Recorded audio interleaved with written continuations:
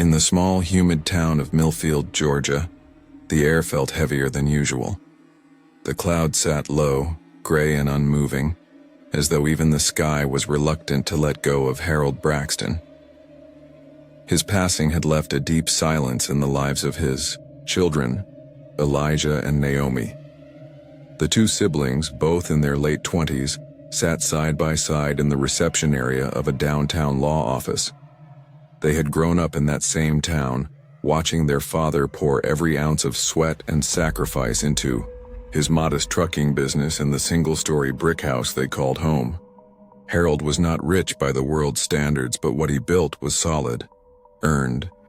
His word had weight, his hands had scars, and his heart had always been full when it came to his children.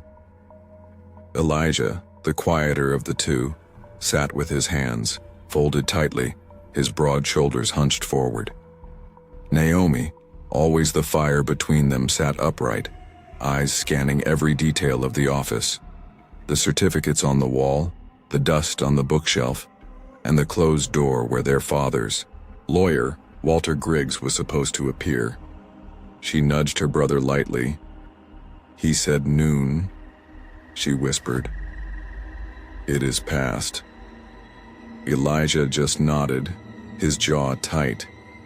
Neither of them wanted to be here, but it was something they had to do. Their father had been clear during his last days. Everything was to go to them. The business, the home, even the small life insurance policy.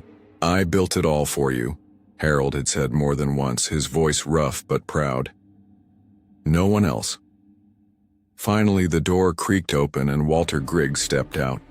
His thin frame was dressed in an expensive charcoal gray suit that looked a little too polished for a man living in such a sleepy town. His glasses were spotless, his expression unreadable. He gestured them in without a word. The office was cold and dimly lit. Wood-paneled walls, a mahogany desk too large for the room, and shelves full of thick law books that probably had not been touched in years. Elijah and Naomi sat down across from the man who had once been their father's trusted legal counsel. Walter Griggs sat behind the desk, slowly adjusting the sleeves of his shirt, before pulling out a single manila folder. He placed it on the desk between them, but did not open it. "I appreciate you both coming," he began, his tone formal and detached. "I will not waste your time. Your father's estate has no valid will on file." Naomi blinked. "Excuse me?" Griggs cleared his throat. "There was no legally binding will submitted to my office, nor is there one filed with the county court. I looked thoroughly. As a result, the estate will follow intestate succession." Meaning it reverts to the state?" Elijah interrupted, his voice low but sharp. Griggs nodded once. "Correct, there are procedures to be followed." Naomi's face twisted, disbelief radiating from her. "That cannot be right. Our father was obsessive about paperwork. He filed his taxes early. He labeled every document. You expect me to believe he did not leave a will? You were his lawyer." Griggs leaned back, folding his hands over his chest. "Sometimes people say things near the end they never follow through on. Grief has a way of clouding memory." Naomi's eyes narrowed. "Do not talk to us like we are confused children. We are not grieving blindly. He told us, again and again, that everything was going to us. And he said you had the documents." Griggs gave a faint sigh as though burdened by their persistence. "I am afraid there is nothing more I can say. If you wish to pursue this further, you may hire outside counsel. But unless a valid will turns up, the estate will be liquidated to satisfy any debts and the remainder handled by the state." Naomi stood up. Her voice dropped lower, colder. "You are lying." Elijah followed, slower, more cautious.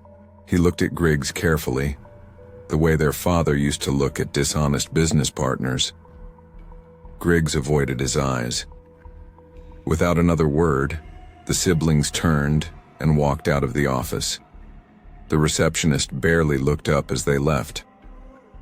Outside, the sun had finally broken through the clouds, but the air still felt heavy. Naomi stopped halfway down the steps. "He is hiding something," she said. "I know," Elijah answered. They stood there for a moment, the town moving around them like a slow-motion scene. The traffic light blinked. An old man swept the sidewalk, across the street. And in the windows of Griggs's office, the blinds shifted ever so slightly, as if someone had peeked out, then pulled away. Back at the Braxton home, the silence was louder than it had ever been. The furniture was still arranged the way their father had left it. His coat still hung by the door. The scent of his cologne lingered faintly in the hall. Naomi wandered into the study, Harold's sanctuary. Stacks of ledgers, notebooks, and receipts lined the small wooden desk. It looked like a place frozen in time. She pulled out drawers, flipped through files, and opened books, searching for anything that could prove what they already knew in their hearts. "Elijah," she called out. He entered the room. She held up a worn black notebook, one their father used for personal notes. Inside were scribbled thoughts, grocery lists, and on one page, a line underlined twice. "Will signed and sealed with Griggs. Naomi and Elijah only. All property and accounts included. Copy made." Naomi's fingers trembled. Elijah took the notebook and stared at it. It was not legal evidence, but it was enough to spark fire in them both. "He lied," Naomi said again. "He is trying to steal everything." Elijah's jaw tightened. "And we are going to make sure he pays." What they did not know, not yet, was that the real will, with every seal and signature intact, sat hidden in the bottom drawer of Griggs's desk, beneath a stack of false documents he had fabricated to make the estate appear ownerless. He had already reached out to a private buyer for the Braxton property. His plan was in motion, but Harold Braxton had always been one step ahead. He had written something in that will that would soon change everything. Something Walter Griggs had not read carefully enough, and that deadly clause would be the thing that destroyed him. The Braxton family home stood still under the weight of silence. Its wooden floorboards carried the creaks of memory, and every corner whispered the life their father had lived within these walls. Naomi sat alone at the dining table, her fingers absent-mindedly tracing the grooves in the wood that Harold Braxton had once carved himself during a renovation gone wrong. Her eyes were distant, glazed with a layer of exhaustion and disbelief. Elijah paced quietly in the living room, his heavy footsteps punctuating the silence between them. Since returning from Walter Griggs' office, the air in the house had changed. What once felt warm and familiar now felt cold and violated, like someone had reached into their lives and stolen something sacred.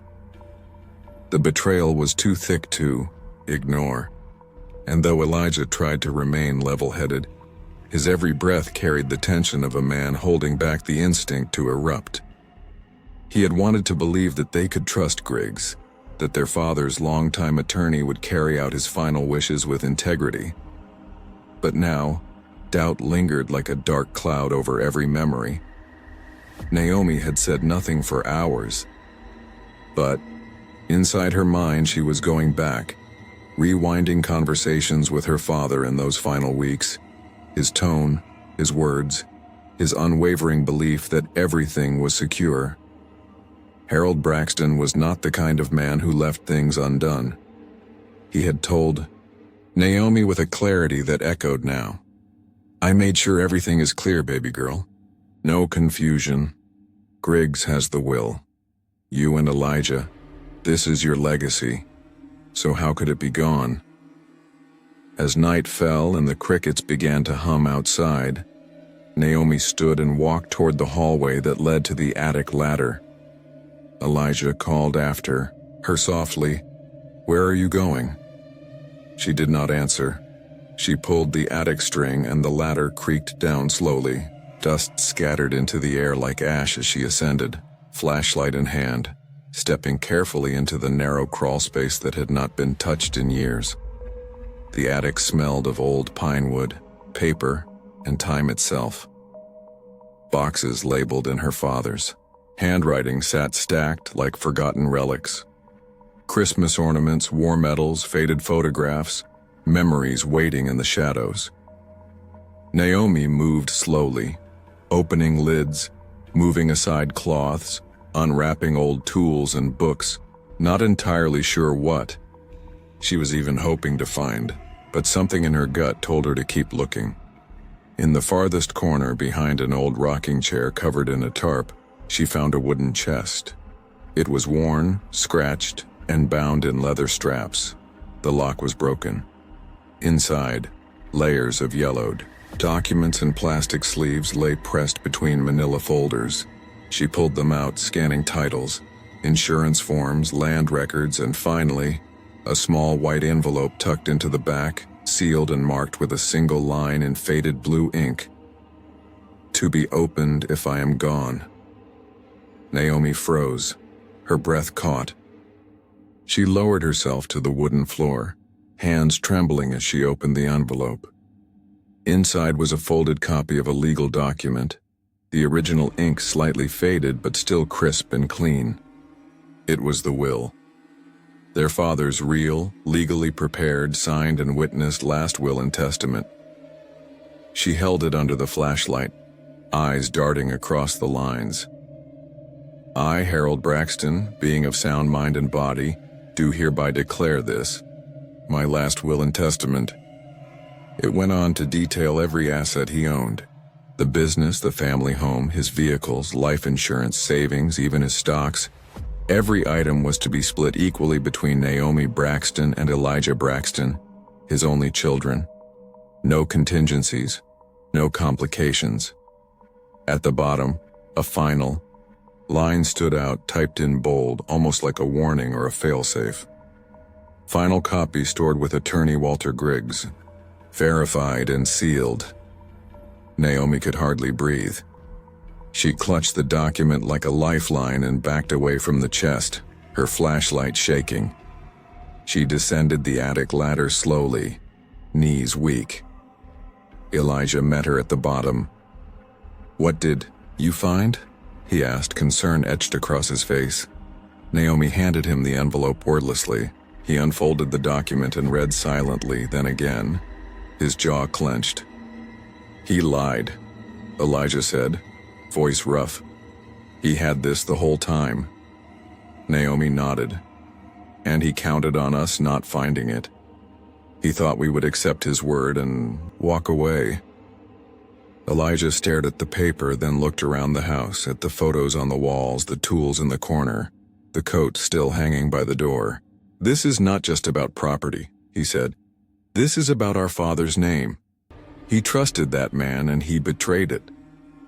They both sat down on the living room couch, the document between them. Naomi studied it again, running her finger under the bold sentence about Griggs. He had the final copy, verified and sealed. That means it is registered somewhere or at least logged. If he filed it, it is recorded. If he lied about not having it, he committed fraud. Maybe worse. Elijah leaned back, the weight of the moment sinking in. "We cannot just walk into his office and accuse him. We need to prove this will is real. This is just a copy. He will claim it is forged." Naomi's eyes narrowed. "Then we find the evidence that ties it all together. We find where the original is or someone who saw it. A witness, a notary. There is a trail. Daddy always left a trail." The night deepened, but neither of them moved. Naomi placed the copy in a clear plastic sleeve and slid it into a folder. Elijah made coffee, though neither of them drank it. Instead, they sat in silence, minds racing through possibilities, questions, fears. They had known Griggs for years. He had been at their father's side through contracts, business deals, property filings. He had spoken at Harold's funeral, and now they saw him in an entirely different light. A man who wore trust like a mask, only to steal from the very people he had sworn to serve. The betrayal stung deeper because of its precision. Griggs had not simply stolen money. He had stolen the final wishes of a dying man. He had tried to erase a legacy. As the sun broke over the horizon, casting its pale light into the living room windows, Naomi stood and looked out into the yard. "He is counting on silence," she said softly. "He is counting on us being just two kids who cannot afford lawyers, who do not have power, who will give up. That is why he buried it." Elijah walked up beside her, the morning light washing over both of them. "Then we will make him regret it," he said. "We will uncover everything. And when the truth comes out, we will not just get what belongs to us. We will make sure he never does this to anyone again." Somewhere downtown, Walter Griggs sipped his morning coffee and opened his laptop, unaware that the siblings he thought were broken were now armed with the very document he believed was gone forever. He had not read that will in over a year. He had not remembered that one fatal clause. But he would soon, and when it surfaced, it would not just end his career. It would destroy him. The days after discovering the hidden will passed like thunderclouds rolling across the Braxton siblings' world. Slow, dark, and full of electricity. Naomi had barely slept, her mind turning over every angle, every loophole, and every quiet betrayal that lawyer Walter Griggs had orchestrated behind their backs. Elijah tried to keep calm, but even the weight of his own breath began to feel like pressure building inside a cage. They knew the truth, and yet truth alone was never enough. Not against a man like Griggs, who wore tailored suits and spoke with polished confidence, who walked through courtrooms like a man immune to justice. But Naomi remembered someone who had once sat across from her father late at night sipping brandy and talking about law, ethics, and legacy. His name was Judge Clifton Rayner, a man long since retired but once regarded as the moral compass of the state bar. He had mentored Harold Braxton in more ways than one, not just legally but in matters of integrity. Naomi reached out to him, uncertain whether he would remember her, let alone agree to help. To her surprise, not only did he answer her call, but he invited both siblings to his quiet countryside home the very next day. Judge Rayner had grown older, his hands trembling slightly as he poured coffee, but his mind remained sharp. His voice still carried the weight of a gavel. He listened closely as Naomi and Elijah laid everything out. The will they found in the attic, the strange behavior of Griggs, the fake version presented, and most importantly, the final clause typed at the bottom of the hidden document. The judge leaned back, squinting as Naomi handed him the page in a protective sleeve. He read it twice, then leaned forward, eyes narrowing. "This clause," he said, voice gravelly but firm, "is no ordinary footnote. Your father wrote this with intent. That clause is a legal safeguard." Naomi nodded slowly. He had a feeling someone might try to twist things. Judge Rayner set the paper down and nodded with conviction. More than that, he knew exactly who might try. Walter Griggs. Without involving the courts just yet, Judge Rayner made a few quiet calls. Old friends, court clerks, and one former investigator who owed him a favor. He asked them to look into Walter Griggs' case history, specifically wills that had been lost or amended under suspicious circumstances. What came back within 48 hours shook them all. Over the past 15 years, Griggs had handled nearly 24 high-value estates where the rightful heirs were mysteriously cut out, often replaced by vague charities, shell companies, or unnamed family friends who never appeared. None of these families had fought back. Why? Because they could not afford to. Judge Rayner laid the printouts across his oak table, each one marked with eerie similarities: missing wills, handwritten amendments, updated documents, with no witness records, and in several cases, silent settlements paid out to families who suddenly stopped pursuing their claims. It was not a mistake. It was a pattern, a carefully orchestrated history of legal theft. But it was the clause in Harold Braxton's will that turned this from a tragedy into an opportunity. At the bottom of that original will, notarized 3 years ago, was a clause so sharp it could cut through any defense Griggs might try to hide behind. Harold had typed it himself, separate from the legal boilerplate, and Griggs had signed off on it like a man swatting away a mosquito, never imagining it would resurface. It read, "If my attorney, Walter Griggs, mishandles or fails to execute, this will truthfully, he is to forfeit all legal rights to practice and must pay punitive damages to my children from the bond held in escrow." Elijah stared at that line again and again, each time feeling the weight of their father's foresight. Griggs had not just fumbled. He had triggered a legal landmine, one that had his name written all over it. The judge leaned over the desk, tapping the paper with an old but steady hand. "You said he signed this?" Naomi nodded. "Right here. His signature. Same as on the other documents." Judge Rayner nodded solemnly. "Then we have him. We do not go public yet. We file a quiet motion, emergency hearing, seal the records. If we play this right, not only will you recover everything, he will face disbarment and civil penalties." Elijah looked up, hesitant. "You think a judge will act on this quickly?" The old man gave a cold smile. "I trained half of them. One of them owes me a favor. We will make it happen."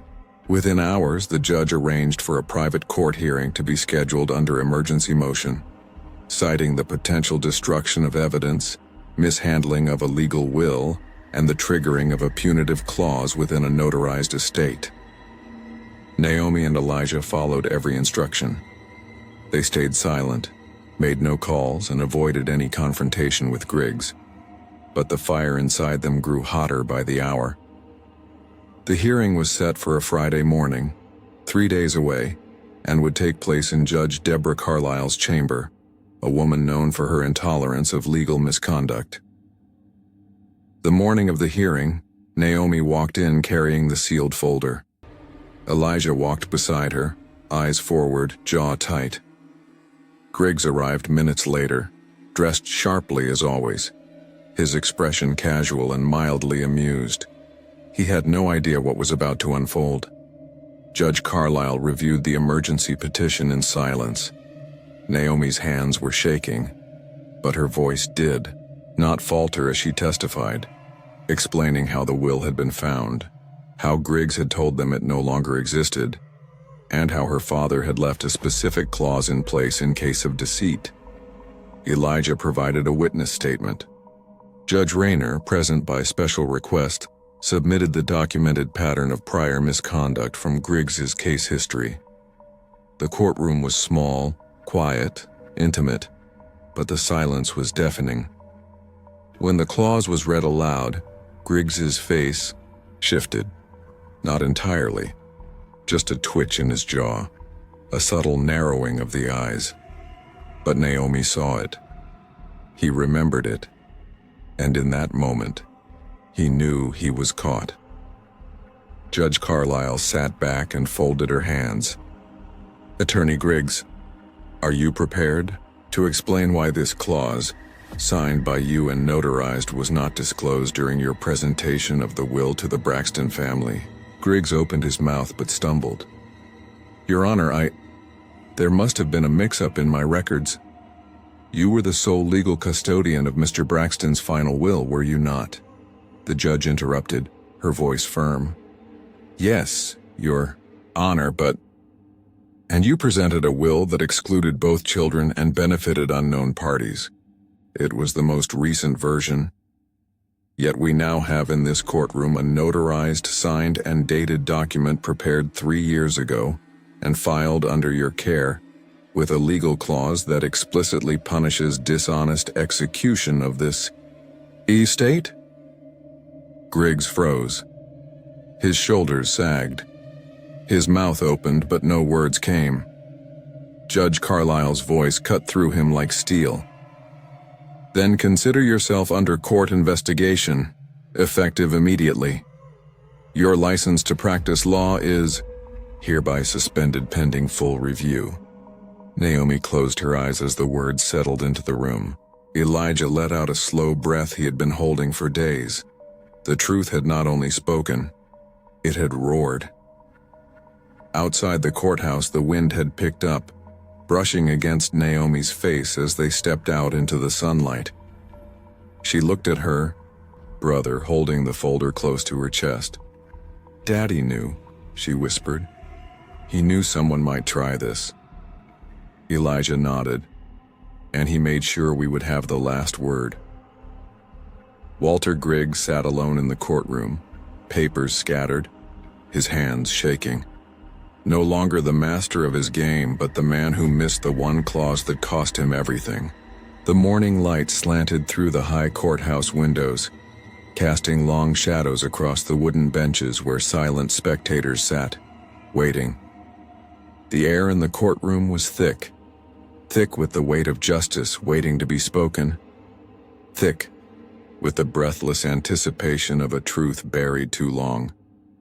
Naomi Braxton stood at the front, her heart thudding in her chest, the original will clutched in her hands. Her brother Elijah stood beside her, his jaw tight, eyes unmoving, focused only on the man who had tried to steal not just their inheritance, but their dignity, their memories, and their father's legacy. Walter Griggs sat at the defense table, in his expensive suit, his face a blend of discomfort and disbelief. That once arrogant posture had slowly begun to unravel since the last hearing. His collar seemed tighter.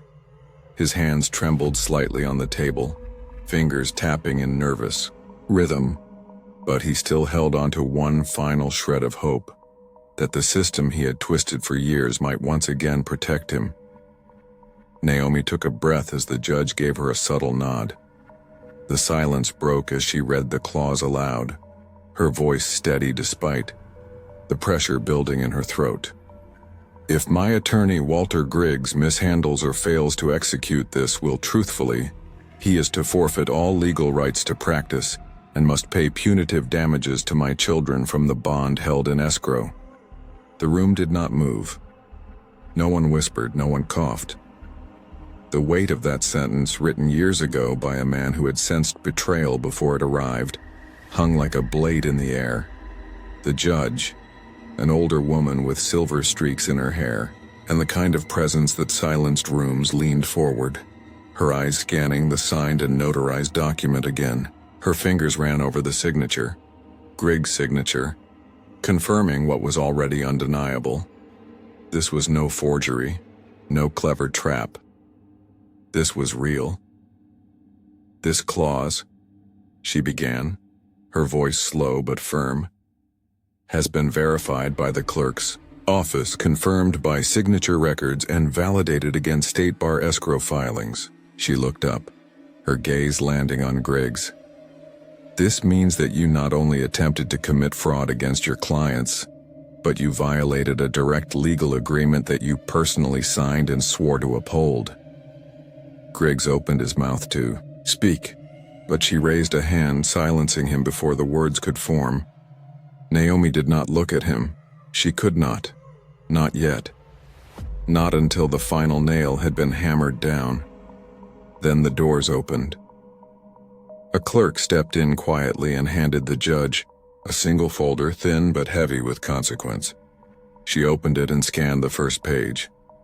A subtle change crossed her face.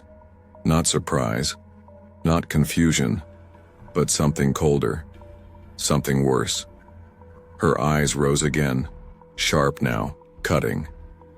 "Mr. Griggs," she said, her voice no longer restrained, "it has come to this court's attention that you have already facilitated the sale of a portion of the Braxton estate, land which you had no legal authority to sell."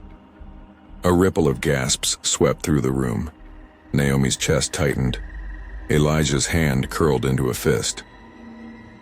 "You did not just delay their inheritance," the judge continued. "You attempted to dismantle it. You sold sacred family property without their knowledge, without their consent, and without rightful ownership." Griggs tried again to speak, but his mouth moved without sound. His face drained of color. Sweat dotted his brow, his neck. He looked around now as if seeking escape, but the courtroom had no exits that would spare him. The judge's voice rose, no longer bound by patience. "This court finds you in gross violation of legal ethics, client trust, and contractual obligation. Your license to practice law in this state is hereby suspended, effective immediately." A second gasp erupted, louder this time. "Furthermore," she said, pausing to let her words burn into the wood-paneled walls, "you are ordered to return all stolen assets to the Braxton estate and pay punitive damages totaling $1,200,000, due within 30 days. The silence that followed was total, the kind of silence that shakes even the strongest soul. It was not shock anymore. It was awe. No one had expected such a fall. Not for Griggs, not for the man who had always walked through courtrooms untouched, unchallenged. Two bailiffs approached him, their steps loud in the silence. He stood slowly, the fight gone from his body. Naomi watched him be escorted out, his steps heavier than when he had walked in, his suit still neat, but his spirit dismantled. Justice had not whispered today, it had thundered. Naomi and Elijah did not cheer. They did not cry out in triumph or punch the air with joy. They stood still, side by side, their faces unreadable, their hearts still full of the quiet ache their father had left behind. It was never about the money. Not for them. It was about the man who had raised them to believe that character mattered, that promises meant something, that the truth, no matter how long it takes, never stays buried. The courtroom slowly emptied, and the siblings stepped out into the morning light. Their father's will still clutched in Naomi's hand like a piece of him had made it all the way here. Reporters swarmed, cameras flashing, microphones extended. One of them, a young woman with kind eyes, stepped forward and asked softly, "Naomi, how do you feel now that justice has finally been served?" Naomi looked at her, her face calm, eyes reflecting something deeper than relief. "Daddy always said truth leaves footprints," she answered gently. "We just followed them." And with that, she walked down the courthouse steps, not into fame or headlines, but into the quiet satisfaction that the man who taught her to stand tall in silence had just witnessed the sound of his name being cleared, not from above, but from within her heart.